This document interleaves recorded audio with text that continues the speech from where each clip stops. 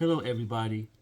The reality about life is that as a married couple, you're going to go through some very difficult times, challenging times, times that would really test you. So the question is, how do you make it through those times? How can you support each other and be there for each other as much as you can? So I'll let Jeannette start and she can talk about her time, tough time that she went through, and then I'll share mine. So I remember when I first became a mother, that was many years ago. I was having my first child and made the decision to stay home, become a stay-at-home mom initially, and then to homeschool my child. That was a very difficult decision because I needed to quit my teaching job. I was a teacher in a public school, and it was tough because it was just going to be one income.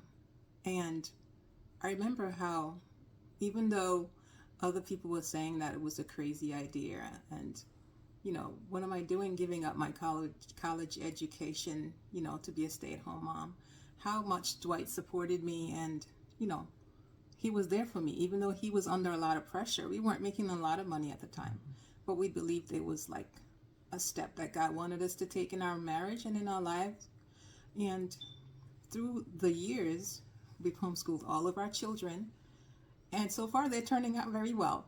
I must say, it was the best decision that we could have made, and even though it was a difficult decision, having the support of Dwight made all the difference in the world, and I could not have done it without him.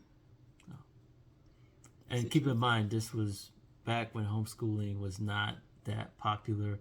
I mean, COVID changed everything, right? Everyone had to homeschool, whether you liked it or not. This was way before that. It wasn't very popular, and it was in New York City, which really, I don't know how it is now. Really wasn't a friendly. All my ducks in a row. Yes, absolutely. I had to have letters of intent, quarterly reports, annual reports, individual education plan, you name it. Yeah.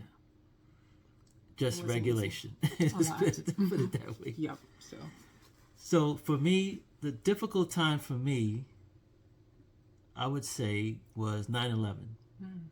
We were in New York City. I worked at that time on 42nd Street, and if you know Manhattan, 42nd Street is not very far from the World Trade Center. So of course, and I worked on the 30th floor of this building, witnessed everything. When the towers came, like everyone knew that unfortunately a lot of people perished in those two buildings, and one of my coworkers' daughter, actually, she did as well. So it was a very tough time. Had to walk home the whole night. There was no mass transit. Walk home and, get home. And then one thing I always tell people, 9/11 was bad enough, but think about it. After a while, we had to go back to work. We had to go get back on the subways.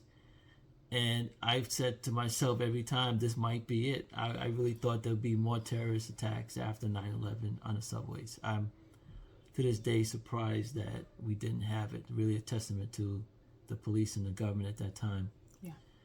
So, of course, like anyone else going through this trauma, you can't sleep. You're constantly reliving, replaying it. Even now, with the 20th year anniversary, which was not that long ago, I think that one hit me more than other years. So every year I actually still replay that day. I still replay it in my mind. So what Jeannette did for me, she was really just a source of strength, someone to talk to, someone to pray with, someone to be there for me during that difficult time. I mean, it didn't make sense. Why would somebody want to do that? It just was a traumatic day.